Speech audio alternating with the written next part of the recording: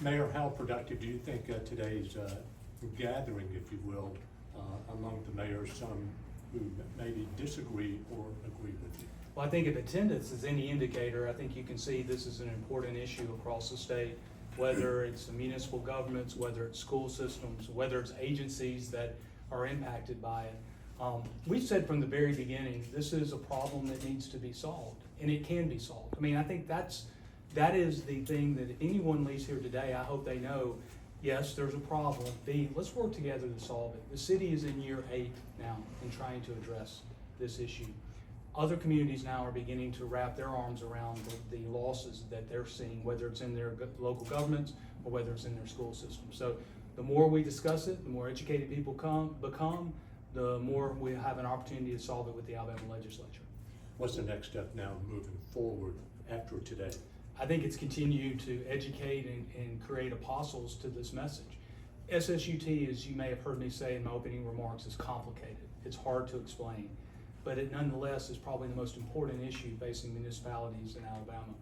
We have to ourselves learn more and then take that message and begin to be able to talk about it with our constituents and ultimately the Alabama legislature.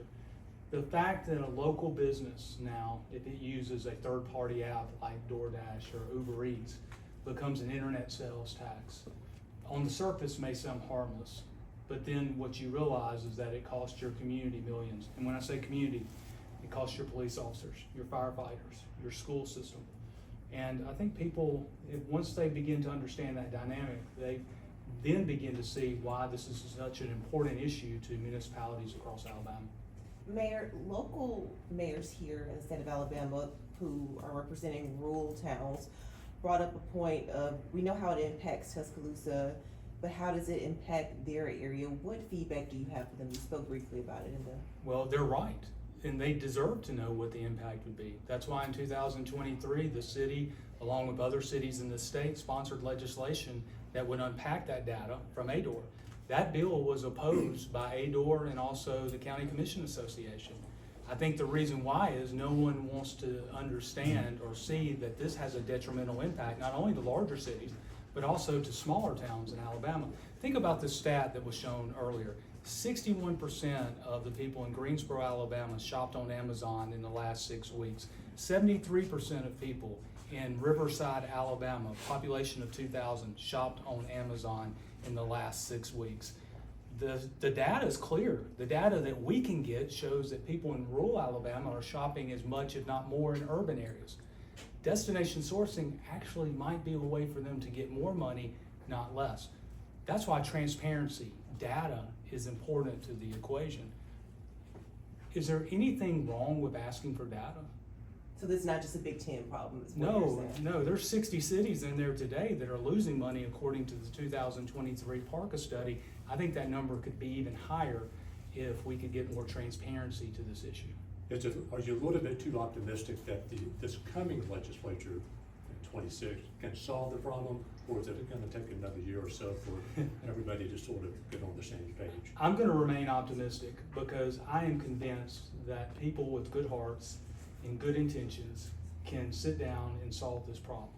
For 8 years, the city of Tuscaloosa, the city of Mobile, and quite frankly, nearly 24 cities now have tried to solve this problem.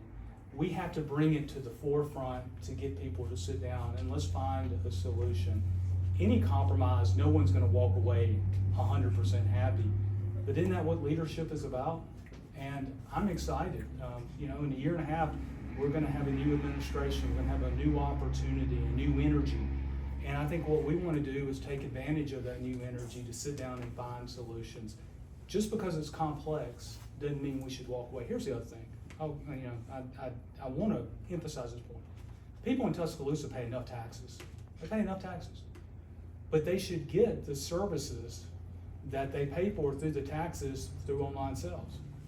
So all I'm asking for is the sales that are generated in Tuscaloosa stay in Tuscaloosa.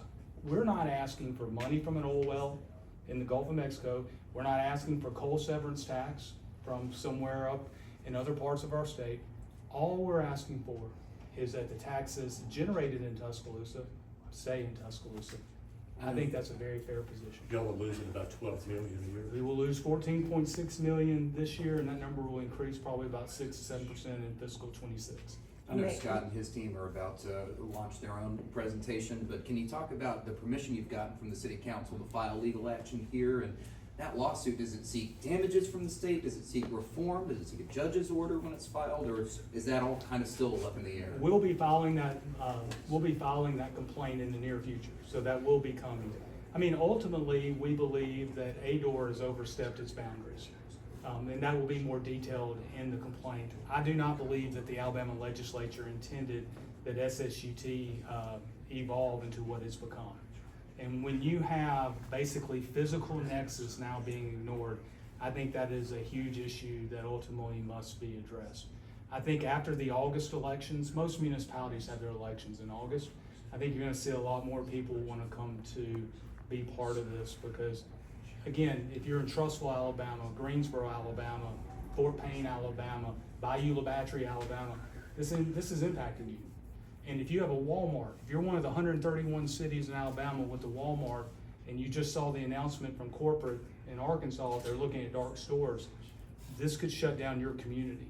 If you're in Thomasville, Alabama, or Jackson, Alabama, or Brewton, Alabama, you should be very concerned. And hopefully, the energy of the new administration, the energy of getting more information and facts will help us find a compromise. Let me leave you with this, because I know Senator Tupple, he needs to get back to Washington, D.C. The mayors from the very beginning, starting 8 years ago, have said, we want to find a compromise that holds everyone harmless. And that hasn't changed. And so we believe we've got to continue to work and find and hopefully come to that compromise that benefits everyone in our state. Thank you, guys.